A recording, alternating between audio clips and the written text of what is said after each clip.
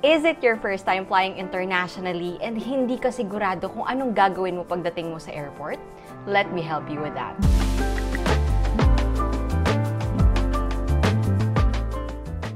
Hey guys, it's me again and welcome back to another video. And magbe-break muna tayo ngayon sa ating mga usual na travel videos. And for today's video, I am going to give you a step-by-step guide kung ano yung mga dapat nyong gawin before kayo pumunta ng airport. Ano ang gagawin nyo sa airport and ano din ang gagawin nyo pagkalapag nyo sa country of your destination. So perfect na perfect tong video na to para sa mga friends natin na first time lalabas ng bansa. Ginawa ko na din tong video na to sa TikTok ko and naisip ko bakit nga ba hindi natin to gawin dito sa YouTube. Ang mas maganda dyan, I will go more in depth dito sa video na ito.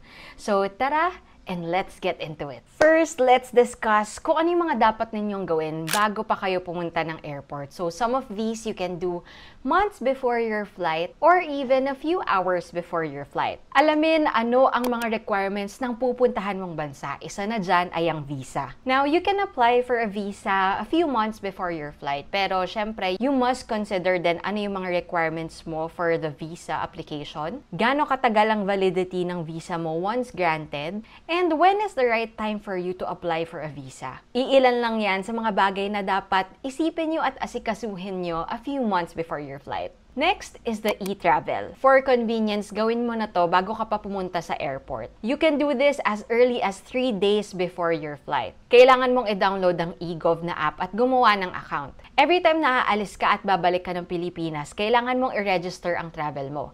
You will submit all of your details including your flight details, address kung saan ka magsistay sa pupuntahan mong bansa, and your customs declaration. Pwede mo ding isali sa registration ng travel mo ang family members na kasama mo sa biyahe mo. Pagkatapos ng lahat ng ito, bibigyan ka ng QR code. Pwede mo to i-save just in case hanapin sa'yo to sa airport. Kailangan, bago ka pa pumasok ng immigration, meron ka ng e-travel QR code. Typically, mahaba ang pila sa immigration. So, mas maganda na bago ka pa pumunta ng airport, meron ka ng ganito. Next is ang online arrival card or any online registration na kailangan or required sa bansang pupuntahan ninyo. Sa lahat ng bansang pupuntahan mo, required ang pag-fill out ng arrival card. Ito yung mga card na binibigay sa inyo ng flight attendant during your flight. And you are required to fill this out and i-represent nyo to sa immigration ng country of destination nyo. Nowadays, madami na ding bansa ang naka-online arrival card. So, nandyan yung Singapore, Taiwan, and even sa atin dito sa Philippines. Dito sa mga online arrival card, kasama na din dyan yung customs declaration sa bansang yan.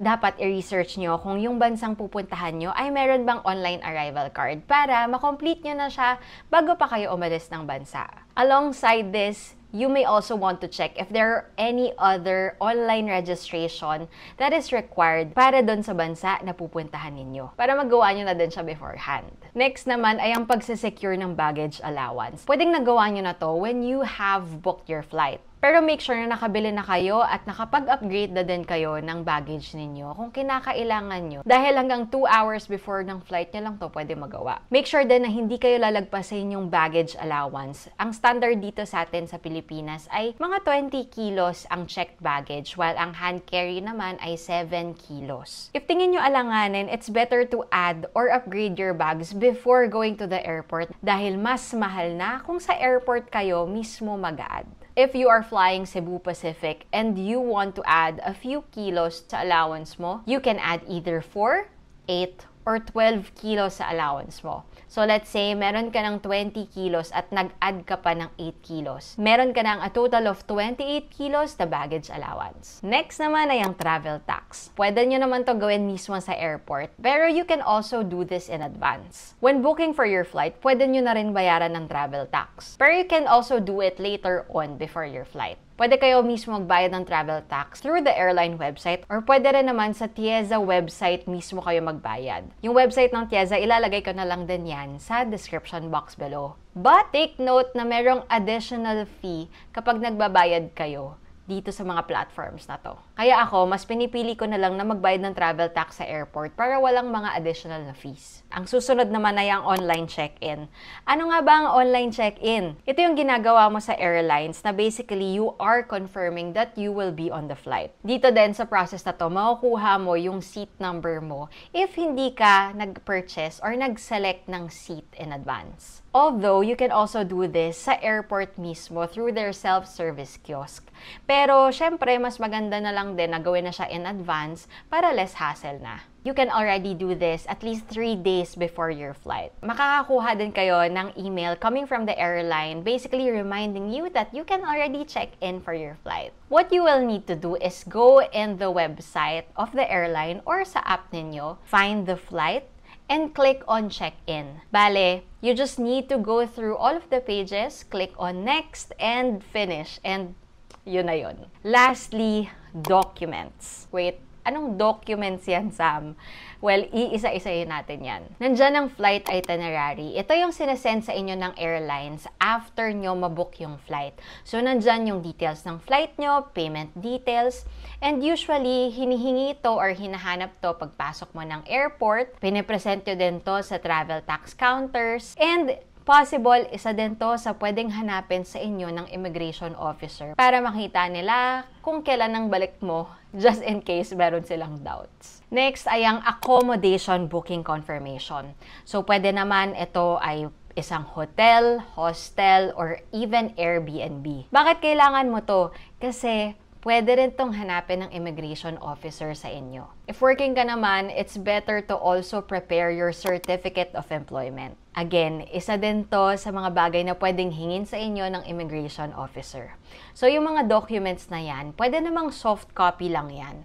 So, you can save it on your phone or siyempre, if gusto nyo namang i-print, go ahead. Wala namang pumipigil sa inyo na i-print yan. And last, and the most important document that you need to secure before leaving for the airport is your passport. Ito yung dapat hinding-hindi mo makakalimutan. Tandaan din na ang passport mo ay dapat valid within 6 months. If less than 6 months na ang validity ng passport mo, hindi kayo papayagang makalabas ng bansa. Ngayon, let's get to the steps naman na dapat mong gawin when you get to the airport. Bago pa kayo makapasok ng airport, kailangan nyong i-present yung flight itinerary nyo and a valid ID. Pwede nyo namang gamitin na yung passport nyo as your valid ID. If hindi ka pa nakakapagbayad ng travel tax, you will need to go to the travel tax counters para magbayad. You can find the travel tax counters in between the check-in and bag drop counters if you are flying from NAIA Terminal 3. For adults, you will need to pay 1,620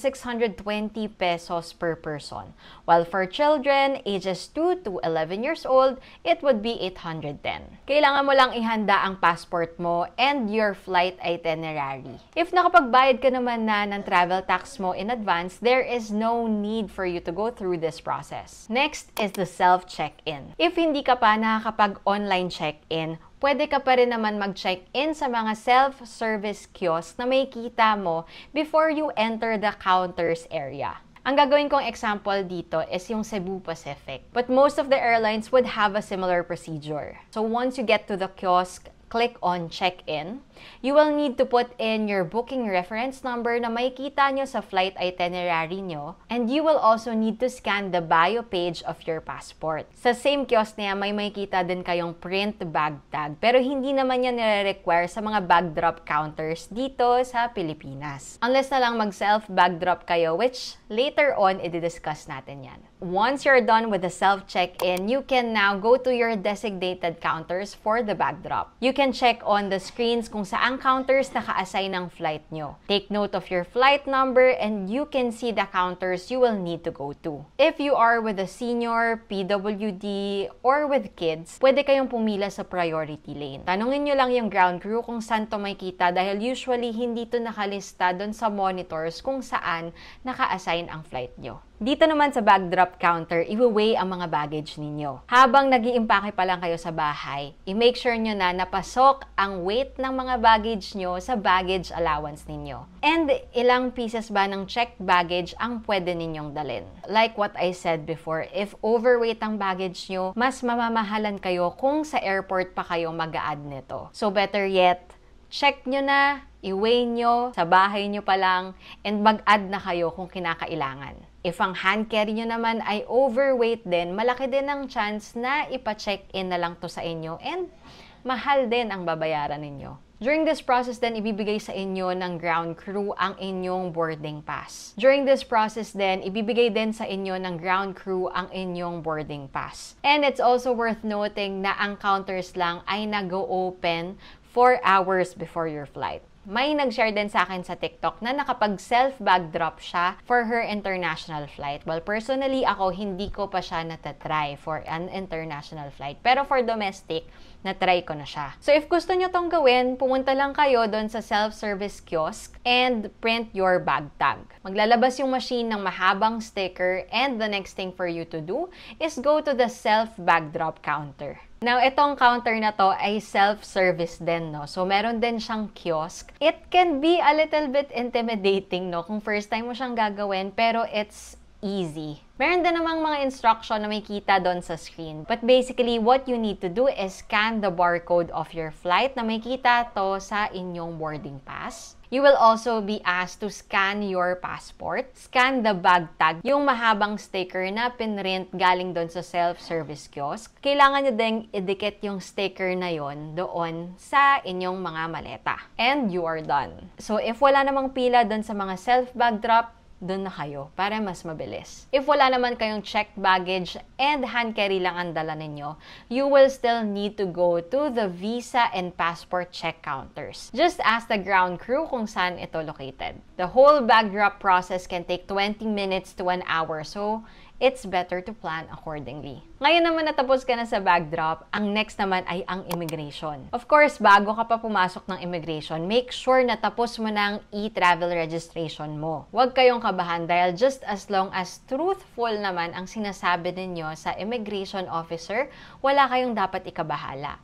And if meron din naman kayong mga kasama na PWD, senior, or mga bata, pwede rin kayong pumila sa priority lane. But isang companion lang ang pwedeng sumama sa isang eligible sa priority lane. So 1:1. Ang pinakamatagal ko nang na-experience dito sa immigration ay mga 1 hour. So mabuti na maaga kayo sa airport. Ako, kung kaya, at least 5 hours before the flight, nasa airport na ako. Mas mabuti na maaga ka kaysa matagalan ka sa pila at maiwan ka ng flight mo. Pagkatapos naman ng immigration, ang next naman dyan ay ang security check. So dito naman dadaan yung mga hand carry items ninyo sa mga x-ray machines. Dito sa Pilipinas, nire-require nila na tanggalin mo yung jacket mo, yung belt, yung hat mo, and even yung sapatos mo. Make sure lang na wala kayong mga dalang plastic bottles or mga toiletries or mga skincare product containers that can accommodate more than 100 ml of liquid. Be sure to check din kung ano yung mga hindi pwede nyong dalhin sa mga hand carry bags ninyo para hindi na ipabukas ang bags nyo, and eventually, if may dala kayong hindi pwede, kailangan nyo to i-surrender. Once that is done, make sure to be at your boarding gate at least 50 minutes before your flight. Take note nyo lang din na pwedeng magbago ang boarding gates ninyo at ang boarding time nyo anytime. So make sure to check the latest update sa mga monitor na nagkalat sa airport. Dito din sa boarding pass ninyo, makikita yung boarding gate ninyo and yung boarding time ninyo. Now, ano naman yung mga dapat ninyong gawin kapag nakapag-land na kayo sa country of destination nyo? Isa-isahin din natin yan. Dapat na-complete nyo na ang arrival card and customs declaration nyo if physical card pa ito. Itago nyo din pala yung boarding pass nyo kasi minsan kailangan pa to sa immigration. Ang una nyong gagawin pagkalabas nyo ng plane is to go through immigration. So dito kailangan nyo i-present yung passport ninyo, yung arrival card ninyo, and yung boarding pass nyo. May mga ibang bansa na naka-e-gate na sila sa immigration like Singapore, pero most of the time meron pa ring mga immigration officers. Pagkatapos naman ng immigration, i-claim nyo na yung baggage ninyo. So sinasabi naman ng flight attendant bago kayo lumabas ng plane kung saan saang conveyor belt nyo makukuha yung mga baggage ninyo. If na-miss nyo naman yung announcement na yon, sa baggage claim area, meron din ng mga monitors na nakalagay yung flight number and kung saang conveyor belt nyo makukuha yung mga baggage nyo. Next naman is customs. So usually naman binibigay lang yung customs declaration sa area na to. Pero guys, please research kung ano yung mga bagay na hindi nyo pwedeng ipasok sa bansa na yon. Typically yan yung mga fruits or meats. If may mga dala kayong mga ganon, you may still need to secure some permits for that. Typically after all of that, dyan ka na magpipick up ng SIM card mo, ng pocket wifi mo from Klook or any other service providers. So if meron din pala kayo guys na ibubuk sa Klook, don't forget to use my code para makakuha kayo ng additional discounts. I-check nyo na din guys sa description box kung ano yung pinaka-latest na Klook code ko. Isa din sa mga bagay na ginagawa ko bago pa lumabas ng airport ay to withdraw cash from their ATMs. Nire-research ko na yan in advance kung saang bank maganda mag-withdraw. Ang hahanapin nyo dyan ay mababa ang conversion rate and mababa din ang withdrawal fee. I always use GCash whenever I withdraw sa ATM sa ibang bansa. Dahil minsan, wala silang withdrawal fee. Pinakamababa din, so far, ang kanilang foreign exchange currency. And that's basically everything. Sana may nakuha kayo dito sa video na to at nakatulong ako sa kung anumang mga tanong ang nasa isip ninyo regarding your international travel. If meron pa kayong mga questions, don't be shy to put them in the comment section and baka matulungan ko din kayo doon. Thank you so much for watching and of course, please don't forget to like this video and subscribe for more contents like this. And lastly, enjoy your travels and I'll see you again on my next video.